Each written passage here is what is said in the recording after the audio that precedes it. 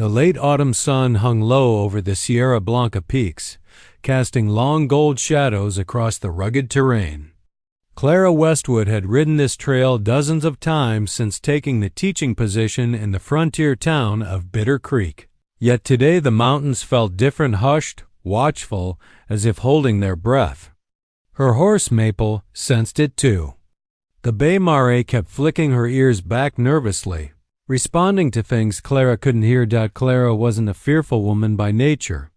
She'd crossed from Kansas to New Mexico on her own, taught rowdy ranch children their letters, and learned to cook beans over a stove that had more personality than reliability. But the mountains, these vast, ancient, bone-white ridges, still had the power to make her feel small. She was determined to gather herbs today before the cold set in, and no nervous horse or early frost would deter her. The trail narrowed as it wrapped around a steep ridge. One wrong step meant a long, ugly tumble through rocks and bramble. Clara leaned forward in the saddle, whispering soothingly to Maple, "Easy, girl. It's just a narrow stretch. We'll be across before you know it." But nature had its own plans. A dry rattle, sharp, unmistakable, cut through the air. Maple reared slightly, startled. Clara grabbed the reins, struggling to steady her, but the mare danced sideways instead. Clara felt the world tilt beneath her. Her boots slipped. The saddle horn slid from her grip. Then gravity seized her. She fell not in a clean drop, but in a chaotic tumble, scraping against stone, catching on bushes, each impact jarring her bones until she landed hard between two massive boulders. The breath punched out of her lungs. For a few stunned seconds she could do nothing but lie there, staring up at the sky framed by jagged rock. Slowly she pushed herself upright. Pain shot through her ankle. Her skirt was torn, her palms scraped raw. When she tried to stand, she slammed her knee against something solid hidden beneath her. "Oh, it's too big, there's no way I can move." She groaned, bracing herself with both hands. A shadow passed over her. At first, she thought it was a cloud, but clouds didn't move like that. Someone was behind her, silent, steady, observing. The hairs on the back of her neck prickled. A low, calm voice broke the quiet. "Just sit on it." Clara froze. She twisted around so sharply her ankle protested. Standing a few feet away was a tall man, his figure outlined against the slope. He wore buckskins the color of old earth, and his thick dark hair was tied back with a leather cord. His posture was relaxed, but there was nothing careless about him. He looked like part of the mountain itself. For half a heartbeat, Clara couldn't speak.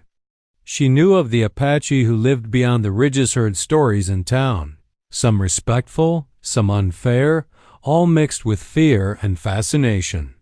But she had never been alone with one. The man nodded toward the boulder she leaned against. "That log under you," he said quietly. "You need to sit on it fully to lift your weight off your ankle. Then you can slide free." Clara blinked. "A log?" She glanced down and finally saw it, a thick fallen tree trunk wedged perfectly between the rocks. She had been half perched on it without noticing. "Oh," she breathed, cheeks warming. "I thought—" He waited, expression unreadable. Clara quickly swallowed the rest of the sentence. She wasn't about to confess she'd assumed something far stranger. The man stepped closer, moving with the deliberate, grounded confidence of someone who knew every inch of this land. He crouched beside her, studying her ankle without touching her. His eyes were dark, assessing, steady as stone. "You fell far," he said. "Lucky the mountain caught you." "I didn't feel lucky," Clara muttered under her breath. Still half embarrassed, half grateful for his sudden appearance, he glanced up. A faint glimmer of dry humor in his eyes. "You will. Sit fully. Trust my words." Something in his tone, calm, certain, unhurried, made her obey. She shifted, lowering her weight onto the log. Pain eased slightly. He reached out one strong arm, offering balance without pressure. "Good," he said. Now breathe. Clara inhaled shakily. The mountain wind whistled around them. Somewhere far above, Maple whinnied, searching for her rider. Only then did Clara realize the truth. She hadn't just been found. She had been rescued, and the day was only beginning. Clara hadn't truly seen his face until he stepped slightly forward, letting the late afternoon sun fall across his features. The ridge was still treacherous, but the world suddenly felt steadier with him standing there solid, grounded. As if the mountain itself had offered her a guardian. He was younger than she expected, perhaps early 30s, though the quiet confidence in his expression made him seem older. His cheekbones were sharp, his mouth set in a line that suggested he didn't waste words. His skin held the warm hue of someone who lived beneath the open sky. But it was his eyes that held her dark, watchful, yet strangely gentle. Like someone who knew how to read the world. Without needing anyone to explain it, she realized belatedly that she was staring. The man spoke first, breaking the silence. Your ankle, may I look? Clara jerked back to reality. Oh, yes. Yes, of course. He crouched beside her again, moving with care, as if every motion had intention. When he lifted her skirts slightly to inspect the swelling, he did so with a respectful distance that surprised her. She had braced herself for discomfort, uncertainty, yet instead she felt something unexpected. Safety. He brushed a thumb lightly along the swollen joint, not touching skin, just assessing the angle. Sprained, he said. But you can walk with support. That's good news, Clara managed, trying not to wince. His gaze flicked toward the trail above them. Your horse is waiting. But the storm will not. Clara followed his eyes and saw what she had missed earlier, a thickening bank of gray rolling over the ridge, its edges curling downward like fingers reaching for the land. A chill snaked down her spine. She had heard stories about how quickly mountain storms could turn deadly. Some travelers never came back down. You shouldn't be out alone, the man said, standing. Clara bristled automatically. I wasn't planning to fall off a cliff today. At that, he gave the faintest ghost of a smile. It softened his features, made him look almost boyish. No one plans it, he replied. But the mountain favors those who respect her. Clara pushed herself upright using the log, then tried putting weight on her injured ankle. Pain shot up her leg, sharp and immediate. She gasped and grabbed the nearest thing, which happened to be his arm. He didn't flinch. His arm was firm beneath her hand, the muscles tense only enough to steady her, not to show strength. He waited until she found her balance before speaking again. You can lean on me, he said quietly. The trail is narrow. You will need it. Something about the way he said it, not commanding, not hesitant, simply certain, made resistance pointless. Clara nodded, a little breathless. Thank you. I appreciate your help. He dipped his head slightly in acknowledgement, but did not offer his name. In town, someone not giving a name would seem rude. Here, in the wilderness, it felt natural, like names were something earned, not exchanged lightly. They began moving up the slope together. Clara kept one hand on his arm, the other gripping the surface of the boulder. He walked ahead a little, guiding, testing each foothold before letting her take the next step. The mountain wind rushed past them, colder and faster than before. As they climbed, Clara found herself studying him from the corner of her eye. His movements were fluid, controlled. Even on uneven rocks he balanced effortlessly, no wasted motion. His clothes weren't merely worn, they were lived in. Buckskin leggings etched by brush and weather, a vest stitched by hand, moccasins soft but sturdy. Everything about him said he belonged up here, far more than she ever could. When they reached the ridge, her horse whinnied in relief. Maple pawed nervously at the ground, tail flicking. She waited, the man said. Good horse. Clara stroked Maple's neck, grateful. She's got more sense than I do some days." He glanced at her ankle. "Sense isn't enough today. The storm will reach this ridge soon." Clara shivered. "How far is shelter?" "Not far," he answered. "But we must move quickly." She hesitated a moment before asking the question that had been itching at her tongue. You didn't tell me your name." He finally met her gaze fully. The wind tossed a strand of hair across his face, but he didn't move to brush it away. "I am Talon Nez," he said. "I track the mountain trails. I help those the land tries to keep." Clara swallowed. Talon. The name fit him sharp. Precise, born of sky and stone. "And I'm Clara Westwood," she offered. He nodded once, accepting the information as if filing it away. Then, with a tone both calm and firm, he said, "Come, Clara, the mountain has already tested you today. Let us not give her another chance." And with that, their journey truly began. Clara had known storms before Kansas thunderheads that rolled across the prairie with the fury of a living creature. But mountain storms were different. They built quietly, gathering their strength in silence, until suddenly they descended with a ferocity that seemed almost personal. As she leaned on Talon, limping slowly along the narrow ridge, she kept glancing at the sky behind them. The gray mass had swollen, darkening from slate to charcoal. Strands of cloud twisted downward, trailing like ragged banners.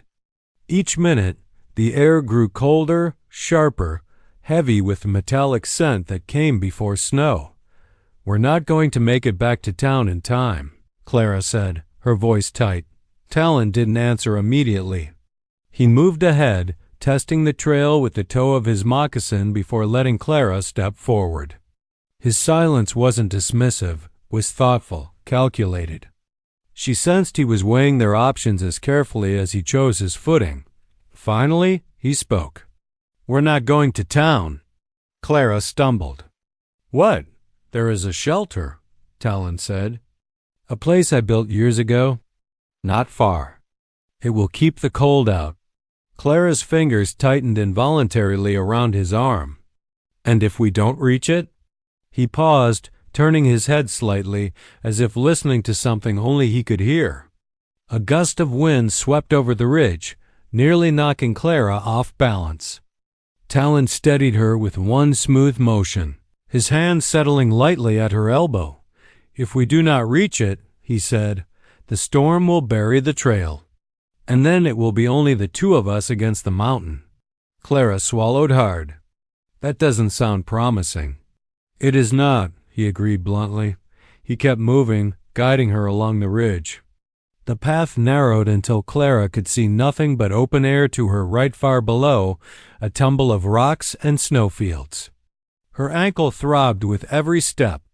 Sweat dampened her brow despite the cold. A moment later, the first snowflake drifted past her face. "Talon?" she whispered. "I know." He quickened his pace, though he didn't rush her. His arm stayed firm beneath her hand, steady as the rock itself. If he was worried, his expression didn't show it. Not fear, not panic, only focus. Clara realized she had never met a man who looked at danger the way he did. Not with bravado, but with a calm understanding that felt strangely reassuring. But reassurance didn't erase reality. The wind howled now, swirling loose snow from the peaks and hurling it into their faces. Clara's skirt whipped violently around her legs. Maple trotted behind them, snorting anxiously. But the Mari stayed close, too loyal to flee, too frightened to calm. "We can't move fast enough," Clara said. Her voice nearly swallowed by the wind. Talon stopped.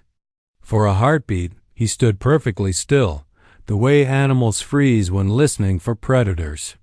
Then he turned to her, placing both his hands lightly on her shoulders. "Clara," he said, and the way he said her name made her look up. "You will walk. You will lean on me. And you will not stop unless I tell you to stop."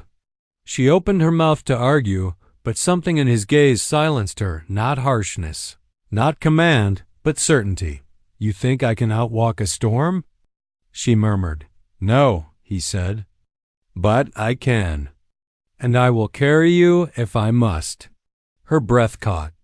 Not at the offer itself, but the simplicity of it, as though it was the most obvious solution in the world. He wasn't trying to impress her, he was stating a fact. A promise. Lightning flickered behind the clouds. The rumble came seconds later, low and distant but unmistakably approaching. Talon turned to Maple and slapped the Mare gently on the flank. Go, he commanded. Find cover. Maple hesitated, ears flicking between them and the path ahead. Talon repeated the gesture, firmer this time. The Mare bolted down the slope, heading toward the thicker brush where instinct would guide her to safety. Clara felt suddenly exposed without the horse at her back. Talon, read her expression. The mountain favors animals, he said. More than people. Comforting, Clara muttered. They started moving again, this time descending the ridge. The trail dipped into a thick stretch of pine where the wind calmed slightly, blocked by the trees. Snowflakes clung to Clara's hair. She shivered, her ankle nearly buckling, but Talon braced her instantly. You're freezing, he said. You're observant. A faint smile tugged at his mouth. Shelter is close. The storm roared above them, furious now, slamming against the treetops. Talon guided her down a narrow ravine, one hand at her back, urging her forward. Then, through the snow, Clara saw it. A small structure tucked between two giant pines, half hidden by branches and brush. Smoke-blackened stones formed its base. A wooden roof angled sharply to shed snow. It looked old but sturdy, weathered, but not abandoned. Talon exhaled a breath she barely heard. We reach it, he said, and the mountain cannot touch us. For the first time since her fall. Clara felt a flicker of hope. They limped the last stretch together. The storm closing around them like a clenched fist just as the sky opened in a wild sweep of snow. Talon pushed open the cabin door and guided her inside and the world went quiet. The warmth hit Clara before her eyes adjusted. One moment, she had been battling the raw bite of the mountain wind. The next, she was enveloped in the muted glow of a small cabin where firelight flickered against rough-hewn walls. The smell of pine smoke mingled with earth and wood, grounding her instantly. Relief washed over her, but so did exhaustion. Every muscle ached and the throbbing in her ankle had not yet subsided. Talon moved silently, closing the door behind them. He set down the small pack he carried, a bundle of supplies tied with leather straps. Without waiting for her to speak, he pulled a pan off a shelf, built a modest fire in the hearth, and began arranging kindling with practiced hands. The flames caught quickly, sending a golden glow dancing across the walls, throwing shadows that leapt and stretched like living things. Clara took a tentative step inside, her ankle groaning at the motion. Talon noticed immediately, his dark eyes flicking to her foot. He crouched beside her. Sprain, he said, confirming what she already knew. You will need to rest. Can you sit? She nodded, lowering herself onto a bench carved roughly from a tree trunk. The firelight painted her face with warmth, but she shivered anyway, teeth chattering lightly. Here, Talon said, producing a cloth from his pack. He knelt and soaked it in water from a small tin, wringing it carefully. Then, gently, he pressed it against her ankle. The cold made her flinch, but she caught her breath. You have strong bones, he observed calmly, but do not test them. Clara wanted to respond, to make some witty comment about her courage or stubbornness, but found herself staring instead. Talon moved with an ease that made him seem part of the cabin, part of the mountains themselves. Each motion was deliberate, yet effortless, as if he had spent years moving in harmony with the wilderness. The storm raged outside, snow drumming against the roof and windows. Wind rattled the door and whistled through gaps in the walls. For the first time, Clara understood why the mountain demanded respect. Nature here was not a backdrop, it was an active, living force. And today, it had nearly claimed her. "You've lived here long?" she asked, her voice low so as not to compete with the howl outside. Talon paused, kneeling beside the fire now to check the small pile of supplies. "Long enough to know its moods," he said. "Long enough to know where to find shelter. Long enough to know when to help." Clara tilted her head, studying him. "You help people often?" "Only when the mountain sends them," he replied. There was no pride in his voice, only a quiet fact. "And you, Clara, the mountain sent you today." She laughed softly, a little breathless. "I don't feel very sent. I feel very lucky. Or scared. Probably both." He glanced at her, and the faintest hint of a smile curved his lips. "Both are reasonable responses." The cabin was small but functional. A few shelves lined the walls, holding tin pots, dried herbs, and other supplies. A single cot lay in the corner, covered with a worn blanket. Talon gestured toward it. "You will rest. I will tend the fire. You cannot go back until the storm passes." Clara hesitated. "You're not staying outside?" "Outside is no place for anyone today," he said simply. He knelt by the fire, adding small logs with precision. "Inside, the storm cannot reach us." She watched him work, feeling the tension in her shoulders slowly ease. There was something mesmerizing about the way he moved, the way he tended the fire, the way his eyes scanned the cabin, always alert but never anxious. Clara realized she was holding her breath, and let it out slowly. For the first time since her fall, she allowed herself to feel safe. The mountain could rage, snow could blind, wind could tear at skin and clothes, but here, in this small wooden cabin with this quiet, steady man, she was protected. She shifted slightly on the cot, careful not to hurt her ankle. Talon's gaze followed her every move, respectful, unobtrusive. There was no urgency in the room now, only the quiet crackle of the fire, the muted roar of the storm outside, and a sense of calm that seemed almost impossible after what she had endured. Finally she spoke again, softer this time. "Why do you help strangers?" Talon didn't answer immediately. He just stared into the fire for a moment, as if considering the right words. "Because sometimes," he said, "the land chooses for them. And it chooses for me, too." Clara leaned back, letting the warmth seep into her cold bones.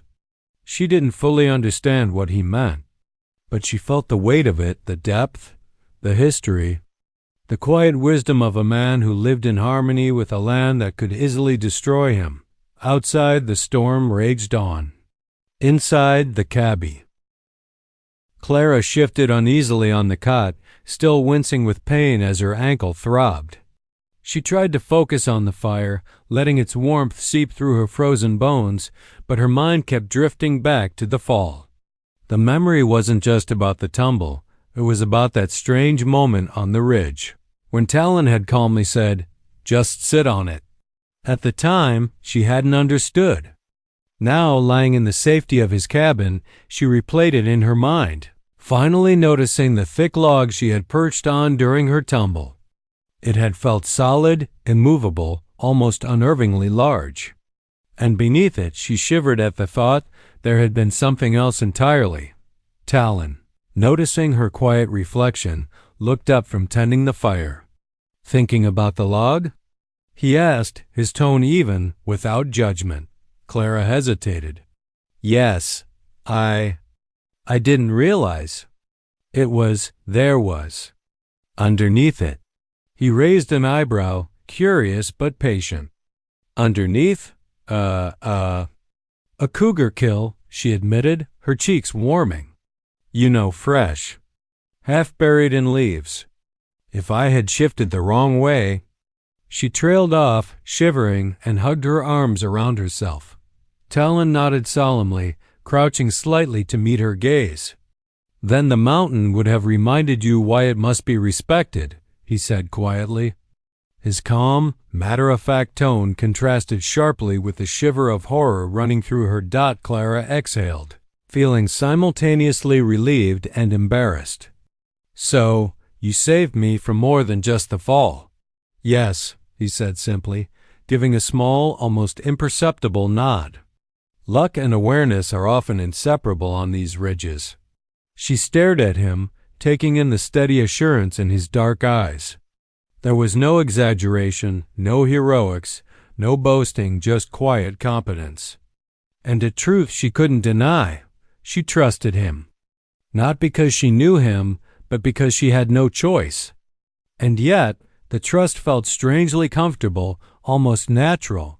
Outside, the storm battered the cabin. Snowflakes tapped against the roof like a persistent drum, the wind howling through the trees. Inside, Talon moved around with a practiced ease, making the small space seem orderly despite its simplicity. He had cleared a section of the floor near the fire, laid down some blankets, and gestured for her to move closer. "You will rest here," he said. "The log on the ridge was your first warning. The storm is the second. You will not move until you are ready." Clara obeyed. She wrapped herself in the blankets, feeling both embarrassed and oddly comforted. Every now and then, she caught glimpses of Talon's face in the firelight angles softened by the glow, shadows accentuating his sharp features. She realized that, despite the danger she had faced, she was starting to notice details she never had before: the steady rhythm of his breathing, the careful way he moved around her, the quiet confidence that never faltered. Finally, curiosity overcame her. You live out here alone?" she asked. Talon paused, leaning against the wall for support. "I have lived with my people, and I have lived alone," he said. "The mountain teaches patience and attentiveness. It teaches who belongs and who does not. I belong." Clara felt a chill not from the cold, but from the weight of his words. She understood the truth behind them. There was a depth to him, a connection to the land that she couldn't fully grasp. And yet, she felt drawn into it, even as a visitor, even as someone who had stumbled into danger. Her mind wandered back to the ridge, to the log, to the cougar kill. How close she had come to disaster, and how calm he had been in the face of it. The juxtaposition of danger and composure fascinated her. She had come into this wilderness thinking she understood bravery. Now, she realized she had barely scratched its surface. Talon noticed her contemplative silence. "You think too much," he said softly, almost teasingly. "Rest is needed before the mountain teaches more." Clara allowed herself a small smile. "I think the mountain already taught me enough for one day." He simply nodded, returning to his work by the fire. The silence that followed was comfortable, a quiet companionship built not on words but on shared experience and unspoken understanding. Outside, the storm raged, but inside the cabin, Clara felt a warmth she hadn't expected, not just from the fire, but from the presence of the man who had saved her. And deep down, she realized, this day on the ridge, what she had sat on, what she hadn't seen, what could have gone horribly wrong, was only the beginning of something far larger than a single moment of danger. The storm outside had turned the night into a world of white and shadow. Snow pressed against the cabin walls, rattling the thin wooden panels, while gusts of wind howled through the trees like restless spirits. Inside, the fire's warmth stretched across the room, chasing away the cold that had bitten through Clara's skirts and skin earlier. She sat on the cot, ankles wrapped and elevated, staring into the flames as if the dancing shadows could answer questions she hadn't yet formed. Talon moved quietly, stacking small logs to maintain the fire's glow.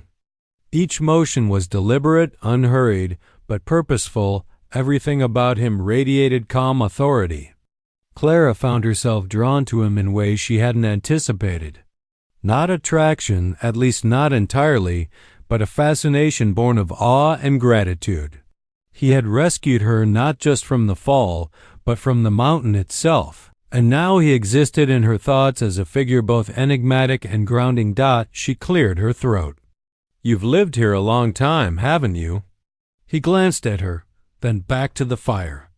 "Long enough to know when to act, long enough to know when to wait," he said. His voice was steady, calm, almost hypnotic against the backdrop of the storm. Clara tilted her head, trying to decipher him. "Do you ever get lonely?" Talon's eyes flicked to hers, thoughtful. "Loneliness is a choice," he said softly. "One can be surrounded by people and be lonely, or alone and never feel it. I have chosen the latter." She hesitated, unsure whether to ask more. But the quiet intimacy of the cabin, the way the storm had sealed them inside, made conversation seem natural. "And yet, you helped me, even though I'm a stranger." He smiled faintly, not looking boastful, just accepting the truth. "Because the mountain brought you here, and when it chooses, I obey." Clara considered this. "Obey the mountain," she murmured, shaking her head with a small laugh. "You make it sound like it talks to you." Talon's gaze softened. "It does, in its way. Every rock, every ridge, every storm it communicates. One just has to listen." She thought about the ridge, the log, the hidden cougar kill, the near disaster that had been avoided. "I didn't listen," she admitted. "I wasn't careful enough." "I should have. You were learning," Talon interrupted gently. "Sometimes one must stumble before understanding." Clara blinked, surprised by his patience. Most men she had met would have scolded her, lectured, or told her she was reckless. Not Talon. He simply stated facts and guided her toward understanding. The contrast made her respect him even more. She leaned back against the cot, the blankets wrapped snugly around her shoulders. "I've spent my life teaching children to respect nature," she said quietly. "But I've never truly understood it.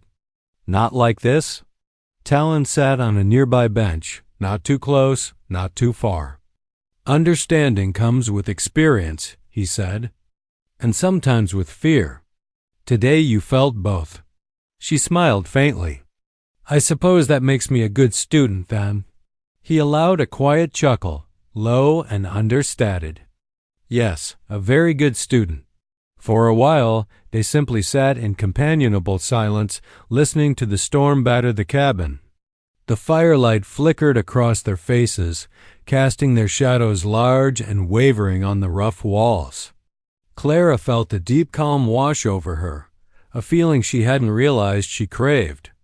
The mountains, the storm, even the earlier terror all seemed to fade into insignificance. What remained was the fire, the shelter, and Talon's steady presence. Curiosity finally nudged her again. "You must know every inch of this land," she said. How do you learn it?" Talon tilted his head. "By observing, by moving carefully, by respecting it. The land does not forgive arrogance or haste. Every step, every glance, every pause teaches something." Clara nodded slowly, absorbing his words. "And yet, here you are, helping me. You've learned the mountain's lessons, and you still make space for others to learn theirs." He gave her a long look, one that seemed to pierce past fear, pride, and self-doubt. "It is not about generosity," he said. "It is about balance. You are here. The mountain has asked for your lesson. I provide guidance. That is all." The fire crackled. Outside, the storm roared. Inside, the cabin seemed almost sacred, a small sanctuary against the wrath of the world. Clara leaned back against the cot, breathing in the warmth, the quiet, the sense of being truly seen, not just as a schoolteacher, a woman alone, or a traveler, but as someone part of a story larger than herself. And for the first time, she realized that her gratitude for Talon went deeper than thanks. It was respect, Awe, something that began quietly, like the first snowflake of a coming storm. She wasn't sure what it was exactly, but she knew it was the beginning of something that could not be ignored. The first light of dawn crept cautiously over the ridge, pale and tentative, brushing the mountaintops with a soft silvery glow. The storm had passed, leaving a blanket of snow sparkling like crystals across the jagged rocks. Clara awoke too. The quiet world of frost and ice, the cabin still warm around her. She flexed her ankle, carefully, less pain than yesterday, though it still throbbed stubbornly. Talon was already awake, kneeling by the small hearth, stirring the last embers of the night's fire. He looked up as she stretched, dark eyes meeting hers without surprise. "Morning," he said simply, his voice calm, measured, ready. Clara nodded, more out of habit than confidence. The thought of leaving the sanctuary of the cabin and navigating the icy trails made her stomach twist. Yet the mountains demanded movement, and Talon had made it clear. The mountain waited for no one. He moved first, demonstrating the path, stepping carefully over icy patches, testing every stone and root. Clara followed, gripping his arm for support. Maple, her horse, whinnied softly from the ridge above, her breath visible in the cold air. Talon had led Clara to a safer slope where she could descend slowly, one deliberate step at a time. The trail was narrower than she remembered from the day before, snow-hiding crevices and jagged rocks beneath a glittering white mask. Every slip could spell disaster, yet Talon's presence made the path seem less terrifying. He guided her movements, correcting her footing with a firm but gentle hand. Each step was a lesson, each adjustment an exercise in trust. At one particularly treacherous curve, Clara's boots skidded on ice. Her body pitched forward, instinct taking over before she could think. Talon reacted immediately, stepping into her path and catching her around the waist. She gasped, not only from fear, but from the warmth of his arms pressed against her. "You're steady now," he said quietly, releasing her once she found her balance. "Do not rush. The mountain tests patience first, strength second." Clara swallowed, cheeks warming. "I'll try to remember that," she murmured, aware of the closeness lingering longer than necessary. The descent continued. Talon moved with uncanny precision, every step sure and measured. He paused occasionally to check her footing, ensuring her safety before advancing. She noticed the subtle ways he read the terrain, tilting his head, watching shadows, adjusting his weight instinctively. It was a dance with the mountain, one that Clara could only admire, even if she couldn't yet participate fully. Finally, they reached a gentler slope where trees thickened, providing natural cover and support. Clara exhaled deeply, feeling relief wash through her. I didn't realize how dangerous it was up there," she admitted. "You underestimated it," Talon replied matter-of-factly. "Most do, but you adapted quickly." Clara glanced at him, impressed despite herself. "You make it sound simple." "It's anything but." Talon offered a small smile. "The mountain appears simple only to those who respect it." They pressed on until the trail opened into a familiar meadow below the ridge.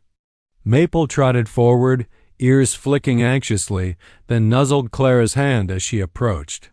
The Maori's presence grounded her, bringing the wild landscape into familiar terms. Clara took a moment to survey the land around her, snow-covered. Ridges stretched endlessly, the morning sun glinting off icy peaks. The storm had left the world breathtaking, but also still fraught with danger. She realized as she watched Talon move ahead that he had been her constant in that peril, a guide, protector, and teacher. "Thank you," she said softly, unsure if words could convey the depth of her gratitude. I couldn't have done this alone." Talon glanced back, his expression calm but unreadable. "You wouldn't have had to," he said. "The mountain gives lessons, but it also chooses when to intervene. Clara smiled faintly, feeling a mix of relief, admiration, and something more complicated stirring within her. "And today, it chose well," she said. He didn't answer with words, just a nod. His eyes met hers briefly, steady and reassuring, before turning back to the trail ahead. Clara followed, mindful of her ankle, mindful of the snow, mindful of him. For the first time since the fall, she felt not only safe but alive, aware of the land, the danger, and the man who had led her through both. As the sun climbed higher, she realized something else. This narrow escape was not just a lesson in survival. It was a beginning, a moment that had shifted the balance of her world, where fear and trust intertwined, and where the presence of one extraordinary man had begun to change everything she thought she knew. By mid-morning, the snow had melted slightly in the sun's warmth, leaving patches of glistening ice and slush along the narrow trail. Clara limped beside Talon, her ankle still tender but far more manageable. Maple followed closely behind, pawing at the ground as if eager to be free of the long, cautious trek. The world felt sharp, vivid, alive, the mountains, the trees, the scent of pine and melting snow, all strikingly real after the confined safety of the cabin. They reached the edge of the meadow where the forest began to thin, leading back toward the familiar paths that Clara had walked before her tumble. Relief surged through her, tempered by a pang she hadn't expected, the awareness that their journey together was ending.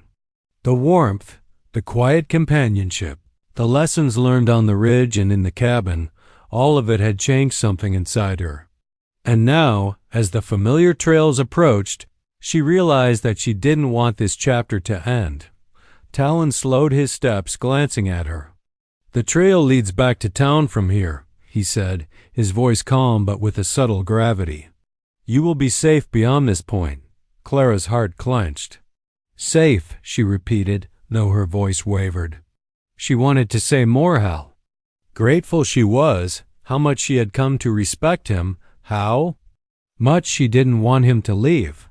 But words felt inadequate, fumbling, almost silly compared to everything they had endured together.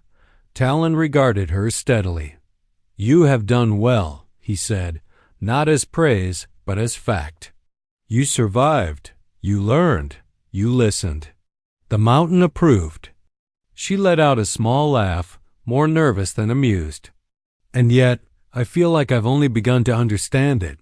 "That is true," Talon agreed.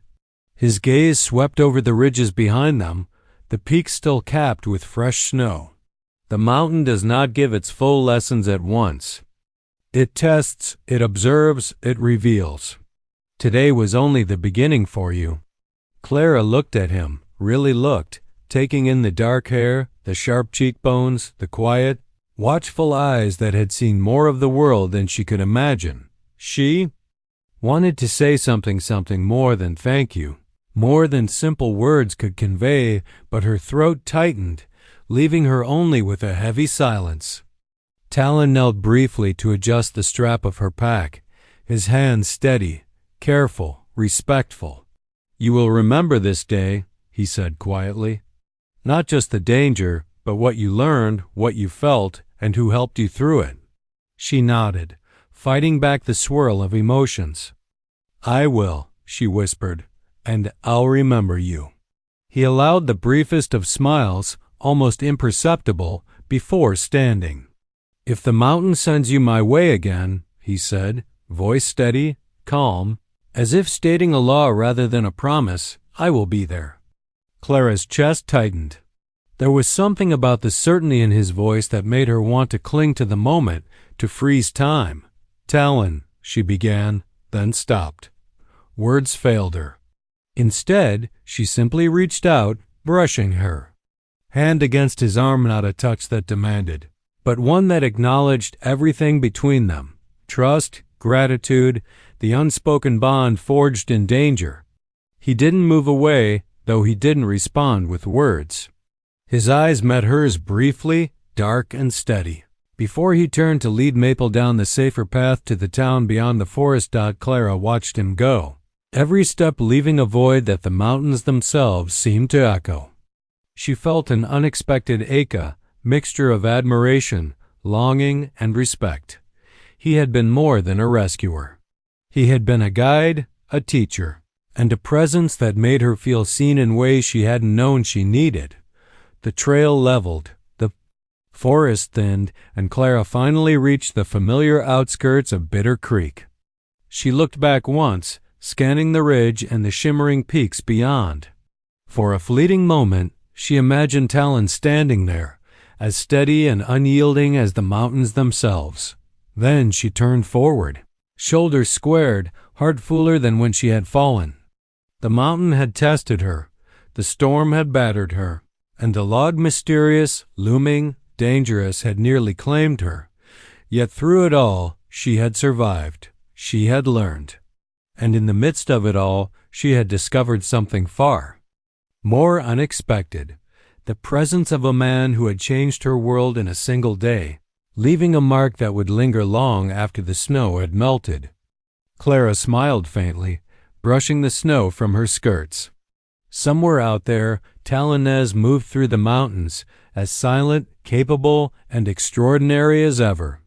And she knew, deep in her heart, that the memory of this day and the man who had guided her through it would stay with her forever.